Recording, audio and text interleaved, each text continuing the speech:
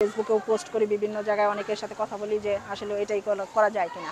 ওরা সবাই বললো হ্যাঁ এটা করলেই ভালো হবে। যদি ভাঙিয়া ফেললে আগুন, ভাঙতে গেলে অনেকে যায় লুটপাট করে, আগুন লাগায়, অযথা নষ্ট হচ্ছে। ওর থেকে যদি এটা সমাজের কোনো কল্যাণে কাজে লাগে, এই আওয়ামী লীগের অফিস বা বাসাগুলো, তাহলে হচ্ছে ভালো হবে।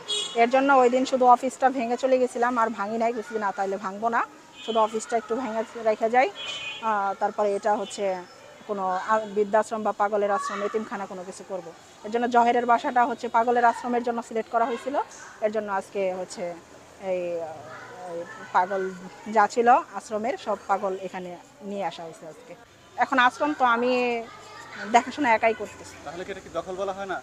না, দখল কেন, এটা তো আগেই বলা ছিল যে যদি দখল বলেন তাহলে ওইটাই আগেই বলা ছিল যে এটা আমরা আশ্রম করব।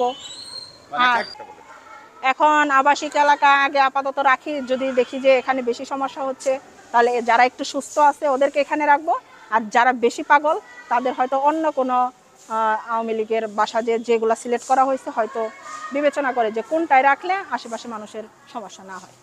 না, কোনো ব্যক্তির বাড়ি দখল করতে পারি না, কিন্তু আওয়ামী লীগের বাড়ি দখল বলতে এটা হচ্ছে জনগণের কাজে, এখানে তারা আমার বিজনেস হচ্ছে না। মানে আমি যদি ব্যক্তিগত কোনো বিজনেস, কোনো কোম্পানি, কোনো ট্রেনিং সেন্টার করতাম তাহলে একটা কথা ছিল। এটা হচ্ছে সমাজের যত অসহায় গরিব মানুষ, যাদের পাগল টাগল, এদের তো দেখার কেউ নাই।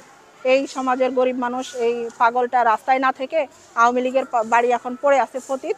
এই যারা সারা জীবন মানুষের উপর জোর দখল করে অত্যাচার করে এই অবৈধ এই প্রাসাদগুলো করছে, সম্পদগুলো করছে, এই অবৈধ সম্পদের ভাগিদার এই অসহায় মানুষগুলাই। এর জন্য অসহায় মানুষগুলাকে এখানে রাখা হচ্ছে।